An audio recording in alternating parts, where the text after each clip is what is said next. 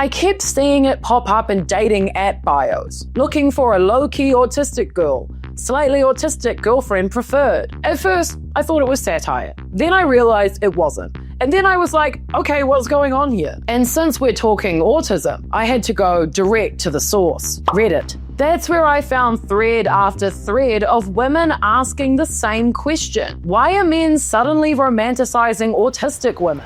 The trend.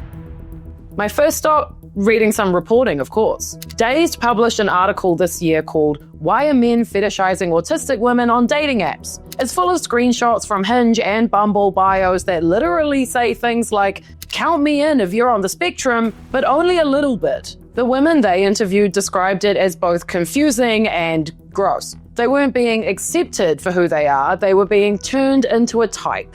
Then back to Reddit, where comments got pretty direct. It's a fetish for men to prey upon women who are autistic. They always want to take advantage of autistic women because they think autistic women are easy. It's a whole thing.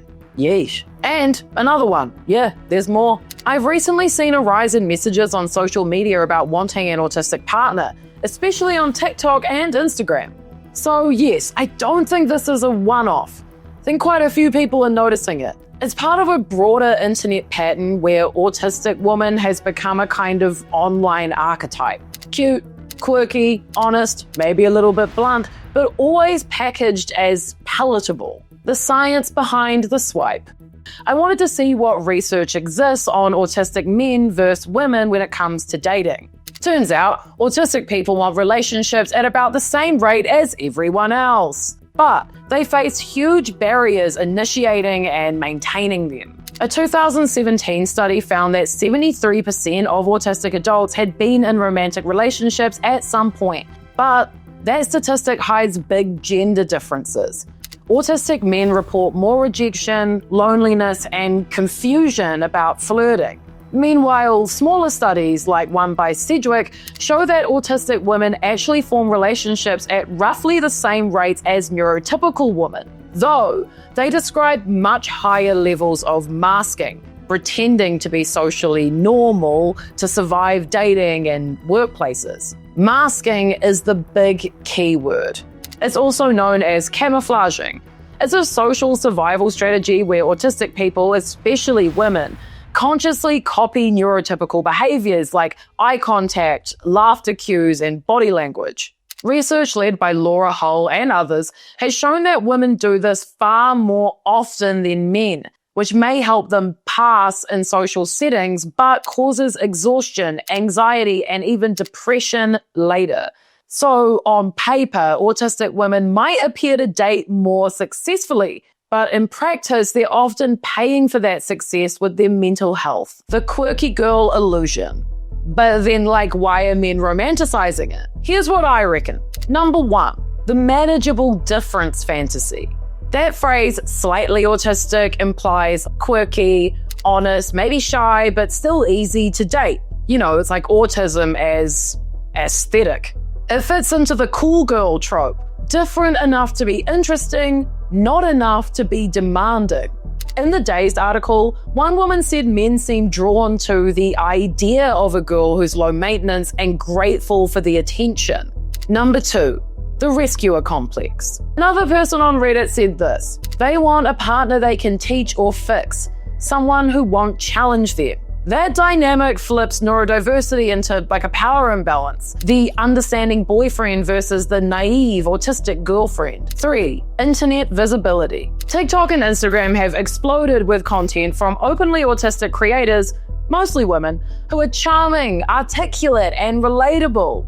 That visibility is great for awareness, but it also invites objectification. Men, am I right? Can't do anything. Autism becomes part of the influencer brand, quirky and authentic, and some viewers conflate visibility with availability. Number 4, projection. Let's be so real with each other right now. The average man who writes slightly autistic girlfriend wanted probably just wants someone who communicates directly and doesn't play social games, which says way less about autistic women and more about how bad hetero communication has gotten in general. Meanwhile, autistic men. All of this fetishization happens while autistic men keep getting the short end of the dating stick. Men are still expected to initiate and to read subtle social cues, flirt smoothly, and handle rejection. Those are exactly the skills that autism can make harder. A 2024 review found only 8 studies on autism and online dating in the past decade, but all pointed to the same pattern. Autistic men struggle more at the opening stage, while women navigate difficulty later around boundaries or emotional labor. The cost of being slightly anything. Camouflaging might make you dateable in the short term, but it's exhausting. Studies link chronic masking with anxiety, burnout, and identity confusion. And then there's safety. Autistic women are statistically at higher risk of sexual coercion or emotional abuse, partly because predators read them as naive or compliant. So when the internet is romanticizing slightly autistic girls, it's not just like a bit cringy, it could be a bit dangerous. So, are men obsessed with autistic women? Not really. They're obsessed with the idea of difference, as long as it's digestible. Men want authenticity, but not the mess that comes with it. They want quirky honesty, not sensory overload.